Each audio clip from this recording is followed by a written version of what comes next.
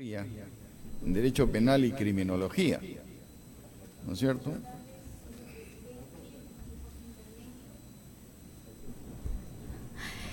A todos los integrantes de la Junta Nacional de Justicia, es para mí en esta tarde un honor estar frente a ustedes. Respondiendo a la pregunta, doctor, he logrado el 15 de agosto de este año sustentar mi tesis de la maestría que había concluido. En la actualidad he presentado ya todo mi expediente para poder obtener el grado académico de maestro. El diploma. La diploma doctor en la Universidad Nacional de Cajamarca. Lo que quisiera me precise es el periodo, los años de estudio que cursó, porque aquí, según este registro, lo ha cursado en 10 años, no puede ser. Le explico, doctor. Hice mis estudios de maestría, ni bien egresé de la universidad, en los años 2014 y 2015. Terminé las 8 asignaturas de los 4 ciclos académicos, sin embargo, no sustenté la tesis. Lo he retomado, la sustentación de tesis, el año pasado en enero, y luego del estudio curricular, a raíz de diversas actualizaciones que ha hecho la propia universidad, me han dado la oportunidad de llevar el curso de tesis 2. Entonces, el curso de tesis 2 lo he llevado el año pasado, por eso es que marca el periodo, así lo han emitido el certificado, doctor, la universidad. Y dígame, ¿qué ha aprendido de criminología en esa maestría? Por supuesto, doctor. Las bases del derecho penal, los principios en que se sustenta el derecho penal. No, de criminología, le pregunto. Las conductas criminales en el ser humano, cómo es que originó los puntos de vista que habían en esos años, de acuerdo a los estudiosos del derecho, cómo abordar la conducta delictiva en una sociedad. ¿Qué dice la teoría del etiquetamiento? Doctor, le soy honesta en este punto. Mi especialidad es en Derecho de Familia. Sin embargo, yo llevé mi maestría terminando las aulas universitarias, 2014 y 2015. La experiencia laboral siempre me ha permitido transitar por el área de familia. Por eso es que me ha sido un poco largo el camino para sustentar mi tesis. ¿Sobre qué tema? A ver. Sí, doctor, le explico. Aplicación del principio precautorio frente al informe técnico fundamentado en el delito de contaminación ambiental previsto en el artículo 304 del Código Penal. ¿Cuál es la problemática que encontré en mi tema de investigación, que lo planteé cuando realicé mis estudios universitarios, el de maestría, pero lo he actualizado? En la Ley General del Ambiente, en el artículo 7º del título preliminar, tenemos consagrado el principio precautorio, que nos indica de que la falta de certeza científica no debe impedir que una autoridad competente o el Estado adopte decisiones para poder mitigar o impedir que se genere un impacto en el medio ambiente que, como sabemos, muchas veces es irreversible. Pero en la misma ley, doctor, en el artículo 149 encontramos una disposición normativa que se contradice al título preliminar. ¿Qué dice este artículo? Este artículo indica de que el Ministerio Público, el fiscal, no puede perseguir el delito si es que no tiene a la mano un informe técnico fundamentado emitido por la autoridad administrativa competente. ¿Quién emite este informe? La OEFA generalmente. En la realidad, este informe técnico demora en integrarse. Entonces, ¿dónde está el principio precautorio y qué dice el desarrollo de la ley? Entonces, ahí la problemática, doctor. En tema ambiental, ¿le parece a usted razonable y viable para nuestro país que la Pachamama sea considerada sujeto de derecho en la Constitución Política del Estado o no? ¿Ha leído al respecto? Ecuador y Bolivia tienen en sus constituciones una norma parecida. ¿Ha leído sobre eso? Considero, doctor, como referencia, sí, justamente por la forma de gobierno que tiene Bolivia, ¿no? De conservación de los recursos naturales. Y el medio ambiente es un derecho difuso, que lo personifican… De intereses difusos. Claro, doctor, de intereses difusos, me confundí en la terminología. Y finalmente, quien lo personifica es la sociedad, ¿no? Y si es que se puede tutelar o cautelar considerándola como sujeto de derecho, considero que sería una buena técnica legislativa, doctor. Hay una investigación doctoral al respecto en el repositorio de la Universidad de San Martín de Porres. Sería bueno que le... Doctor, lo voy a revisar. Muchas gracias por la sugerencia. A la postulante Machuca, buenas tardes. Buenas tardes, doctora. Aprecio de su hoja, de su resumen profesional, que tiene experiencia en el Poder Judicial, ha sido auxiliar, asistente, especialista, ¿no? Y ahora se desempeña como juez supernumeraria del Juzgado de Paz Letrado de Chota. De todos esos cargos que usted ha tenido, ¿cuál cree y por qué motivo es el que más le sirve para desempeñarse como magistrado? Gracias por la pregunta, doctora. ¿Puedo hacer una pequeña corrección ahí en la hoja de vida? Claro que sí. Me desempeño actualmente como juez supernumerario del Sexto Juzgado de Paz Letrado de Cajamarca. Bien, justamente gracias. es la plaza a la que yo postulo. Gracias. Me desempeñé en Chota en años anteriores por un periodo de 1 año y medio, 2017 y 2018. Desde el 1 de febrero del año 2020 y ya por más de 6 años estoy en el juzgado de Cajamarca en la especialidad de familia, Sexto Juzgado de Paz Letrado. Así se ha presentado la constancia de trabajo. Ahora, respondiendo a su pregunta, doctora, considero de que me motiva mi vocación de servicios. Desde el primer momento que yo postulé, porque he logrado acceder a una plaza de juez supernumerario en los 2 juzgados que le menciono, a través de concursos públicos que convoca la Corte Superior de Justicia de Cajamarca. Desde ese primer momento me motiva mi vocación de servicios, ese ímpetu de servir a la ciudadanía cajamarquina, a los sectores vulnerables. Mi pregunta, disculpe, postulante, era para que me diga cuál de los cargos que usted ha desempeñado siente, ¿no?, que le sirven más para ejercer su función como magistrada, ¿no? ¿De cuál cree que le ha abonado más o todos? En fin, expláyese. Toda mi experiencia y mi trayectoria, doctora, desde el inicio, la Corte Superior de Justicia de Cajamarca me ha dado la oportunidad de trabajar desde que egresé de la universidad. Son más de 13 años de prestación de servicios. El cargo de personal jurisdiccional nos enseña a cómo es que nosotros debemos formarnos en esa escuela que nos enseñan o nos indican, nos marcan pauta los jueces. En la actualidad, como le digo, tengo aproximadamente 7 años y 6 meses como juez supernumerario, entonces tengo la trayectoria, la experiencia para poder desempeñar el cargo. Si ustedes me dan la oportunidad, esta vez desde la titularidad, he aprendido a gestionar el despacho judicial, a manejar la carga procesal, a formar carácter también, a tener un ímpetu, una fortaleza en el espíritu. ¿Cuál es la carga procesal que tiene pendiente para sentenciar? Le explico, doctora. El juzgado en el que estoy es Paz Letrado en la especialidad de familia. La carga procesal se divide en trámite y en ejecución. Exacto. En trámite, al día que saqué el reporte, el día viernes, tengo 182 procesos en trámite y 4.200 procesos en ejecución. Y de los 182 que están en trámite, dejemos de lado de ejecución porque eso es ya por su Claro, estado doctora. de modo. De esos 182, ¿cuántos están para sentenciar? Escasamente serán unos 10 procesos, doctora. ¿Y por qué están esos? Perdona, y cada mensual, ¿cuántas sentencias se sacan?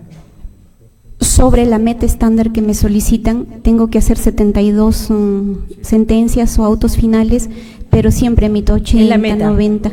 La meta es 74, Ya. pero todos los meses, según la hojita que voy a Claro. dejar, hemos rebalsado lo que se requiere en la meta estándar. Ahora, ¿por qué están pendientes de sentenciar estos procesos? Porque faltan los informes de alguna entidad pública. Como se conoce, hoy en día el proceso de alimentos ha presentado una serie de modificaciones legislativas y el proceso en trámite, doctora, es rápido, es monitorio y emitimos pronunciamiento en el acto de audiencia. Lo que queda es la parte de fundamentar la sentencia en su integridad, que lo sacamos muy pronto y las notificaciones se realizan dentro del término de ley. O sea, en trámite el proceso de alimentos considero que no encuentra mayores dificultades. La dificultad está en la etapa de ejecución un poco allí. La verdad que, bueno, sí, en la etapa de ejecución y también en el acto mismo de la notificación, porque cuando se tratan de mandados, de obligados que no se encuentran, por ejemplo, en el país y que hay que librar exhorto, ¿no? Cuántos meses transcurren y es bien difícil y complicado poder sentenciar. Doctora, sobre este punto quisiera compartirles de pronto alguna propuesta, algún sueño que tengo en... Sí, de manera puntual, claro sí. que sí. Lo que más dificulta es el acto de notificación y nosotros sabemos que normativamente la pensión de alimentos está vigente a partir del día siguiente en que se notifica la demanda. ¿Qué pasa en ese lapso que el demandado no logra ser notificado? Legalmente no podemos computarlo. Ojalá en algún momento se dé alguna modificación legislativa para que se pueda computar el plazo de liquidaciones de devengados, cuando menos desde la presentación de la demanda, porque a veces hay conductas evasivas en ese periodo conociendo la ley, ¿no? Precisamente, bueno, en mi época de congresista presenté un proyecto de ley en ese sentido, ¿no? Para modificar el Código Procesal Civil, no se compute. Qué bien, Ok, doctora, gracias. qué bien, doctora. Ojalá más adelante se pueda proponer también esa medida. Gracias. Gracias, doctora.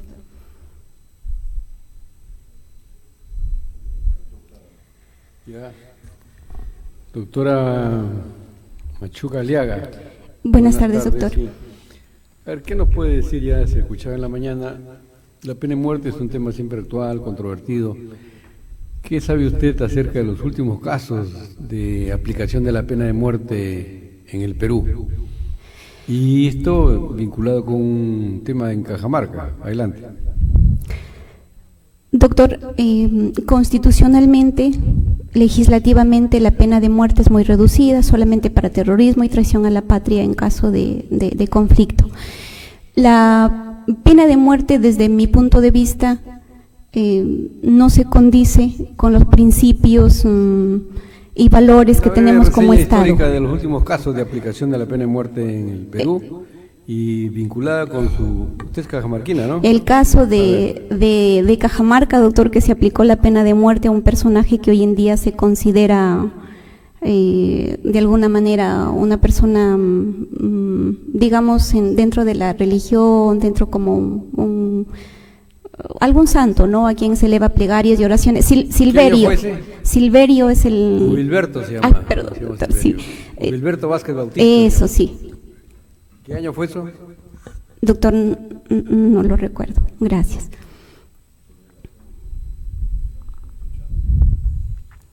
Sí, señorita. ¿Usted ha hecho el PROFA? Doctor, sí, del primer nivel al cual postulo. Ya, ¿conoce la revista de la Academia de la Magistratura? Sí, doctor. ¿Algún artículo en especial que le ha interesado o usted ha escrito algún artículo para la revista de la Academia de la Magistratura? No he tenido la oportunidad, doctor, de escribir. Me aboco bastante al trabajo, a la familia. Perfecto. Hay artículos justamente para desarrollar mi tema de tesis, que tuve que finalmente sustentarlo, del derecho ambiental, ¿no? De los tratados internacionales, de la Convención de Río, de los principios que orientan el derecho ambiental, y cómo es que se empieza a regularse en nuestro país a partir de la Ley General del Ambiente y toda la normatividad. Ya. ¿Usted dicta clases en alguna universidad? He tenido la oportunidad, doctor, de dictar clases en el aula del Poder Judicial. Como le comento, mi persona integra la Comisión de Acceso a la Justicia de Personas Vulnerables, la Comisión distrital en la Corte de Cajamarca, desde el año 2019 hasta este año. Entonces, el trabajo que venimos realizando como un plus a la labor que tenemos en el despacho judicial me ha permitido que se me tome en cuenta, y allí se he dictado algunos cursos que tienen que ver con ejecución de pensiones de alimentos, las liquidaciones. El Poder Judicial ha desarrollado algunos documentos normativos internos. Perfecto. Allí, doctor, gracias. ¿Usted es soltera, casada? Soy casado, doctor. ¿Hijos? Madre de una niña de 12 años y de un bebito de 10 meses. ¿Casada civilmente? Civil y religioso, doctor. ¿Usted es católica? Evangélica, cristiana. Cristiana. Sí, doctor. ¿Alguna diferencia con la religión católica? En la base es igual, hay algunas diferencias, por ejemplo, en cuanto a los ídolos, que ya no creemos nosotros en los santos, en los que están canonizados. Perfecto. Solamente en Jesucristo y la Trinidad. Muy bien. Dígame, usted es cajamarquina, ¿no? Soy De Cajamarca. cajamarquina, doctor. ¿Se acuerda la fecha de fundación de Cajamarca? 1855. 1855. Sí, doctor. ¿Y cuándo en qué año capturan a Atahualpa? 1532, doctor. 1532. Y a partir de esa fecha, ¿qué pasa con el Imperio Incaico? Se convierte en república, en república? parte colonizada, perdón, de la colonia que en ese entonces hicieron los españoles. Pero desde el punto de vista jurídico, ¿cuál sería la condición digamos, del Tahuantinsuyo? Se convierte en, o sea, Pizarro, la muerte de Atahualpa, ¿no? Viene los españoles acá al Perú, y luego ¿qué pasa? ¿Qué sucede? Fuimos colonizados ¿Colonizados? por los españoles ya en ese entonces, a partir Ya, empieza hay anexión de los territorios, o sea, sería un virreinato. el del virreinato, doctor. Ok. Se extiende esa forma de... ¿Y hasta qué fechas, en qué fecha se termina con el virreinato? El virreinato de Perú, ¿en qué fecha se termina? No tengo la fecha exacta, Con doctor. la independencia del Perú. 1821, ¿No? Y se consolida 1823, con la primera constitución con la primera política. constitución Sí. política. Ok, eso es todo. Gracias, doctor.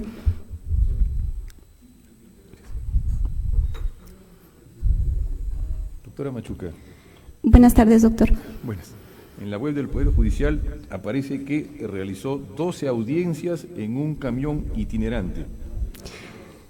¿Cómo fue eso? Explíquelo. Doctor, como le comentaba al doctor Víctor, mi persona integra a la Comisión Distrital de Acceso a la Justicia en la Corte Superior de Justicia de Cajamarca desde el año 2019. Esta comisión tiene como faro de trabajo las 100 reglas de Brasilia. Trabajamos 11 ejes fundamentales que tienen que ver básicamente con población que se encuentra en condiciones de vulnerabilidad. Y en ese grupo tenemos a niños, niñas, adolescentes, adultos mayores, personas en extrema pobreza y demás ejes.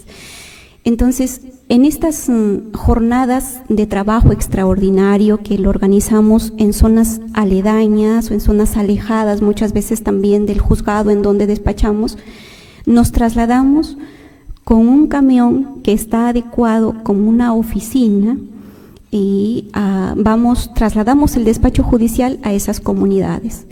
¿Qué hacemos allí? De casos que ubicamos de esas comunidades, nosotros programamos audiencias continuas en un día determinado y los desarrollamos de manera maratónica. ¿En qué consisten estas audiencias? Se lleva a cabo la audiencia única con emisión de pronunciamientos de fondo. Cuando las partes concilian, se concluye el proceso de esa manera y si no, se emite sentencia. En eso consiste, doctor. Ahora, esta buena práctica, doctor, de maratones de audiencias, también lo hacemos no solamente de manera itinerante, sino también en el juzgado. Si me permite, le podría compartir la experiencia. Por favor. Gracias, doctor. El proceso de alimentos es el 98 o 95% de carga procesal que tiene el órgano jurisdiccional en el cual yo me desempeño ya por más de 6 años. Entonces, el ingreso de demandas es abundante, 6, 7 demandas, 8, hasta 10 diarias. Entonces, esto copa la agenda por lo menos el mes siguiente o cuando más los 2 meses o 3 meses siguientes. ¿Qué hacemos entonces en el despacho con el equipo de trabajo que es muy importante y que me acompaña durante estos años? Seleccionamos procesos cada dos jornadas por mes más o menos, seleccionamos procesos y adelantamos audiencias. Jornadas maratónicas, muchas veces hemos llegado incluso a quedarnos hasta más de la hora programada, más de la jornada laboral y conciliamos la mayor parte de procesos. Y esta es una herramienta también que necesita tener el magistrado, no solamente esa preparación académica en el campo jurídico, sino también el magistrado debe estar premunido de ciertas herramientas, por ejemplo, que enseñen a las partes a gestionar el conflicto, mecanismos alternativos de resolución de conflictos. y yo me he venido preparando en la Academia de la Magistratura, en otros entes privados que están debidamente autorizados por el Ministerio de Justicia, porque como es juzgado de familia, los integrantes del conflicto, las partes que integran, son familiares, ¿no? Y allí hay muchos problemas a veces afectivos que no han aprendido a manejar su conflicto, y en eso estamos trabajando, doctor. Me queda claro, doctora. Otro tema que me da curiosidad. En el año 2020 logra la conciliación entre personas con discapacidad auditiva. Explíquenos un poquito esa experiencia. Gracias, doctor. En plena pandemia, confinados en los domicilios, recibimos una demanda en donde la parte demandante y la parte demandada eran dos personas con discapacidad, personas sordomudas. Entonces, la Defensoría del Pueblo nos da a conocer este proceso. ¿Y qué hicimos en ese proceso? Teníamos que, de manera presencial, cuidando todas las medidas de seguridad, orientarlos y encaminarlos hacia el encauce del proceso, y finalmente pude identificar que ahí había una barrera de acceso, no la forma de comunicarnos. Lo hicimos, doctor, a través de intérprete en lengua de señas. Cajamarca tiene una asociación sin fines de lucro, Holanda, y ellos nos permitieron un traductor, pero también se necesitaba un perito de alguna manera certificado que nos permita dar la garantía del debido proceso. No había quien cubra con los honorarios porque era un perito de parte. En ese entonces todo estaba casi cerrado, ¿no?, para hacer los requerimientos respectivos.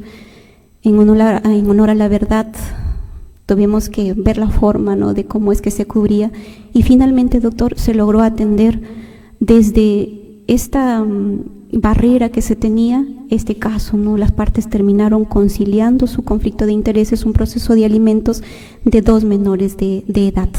El señor tenía, gracias a Dios, un trabajo formal, entonces el descuento se viene haciendo hasta el día de hoy mediante planilla. Y este es un caso a donde yo siempre logro explicarles, ¿no?, de que cuando hay la voluntad no hay limitación. Podemos dar respuesta, doctor. Gracias, doctor. Gracias, doctor.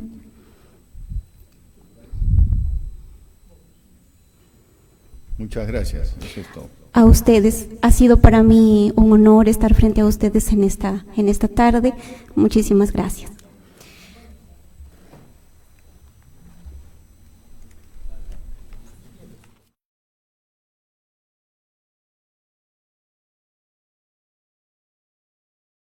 Abogada María Cristina Tomanguillo Chumbe, postulante a la plaza de juez de paz letrado de familia de Cajamarca, del Distrito Judicial de Cajamarca. Tome asiento, por favor, doctor. Muchas gracias.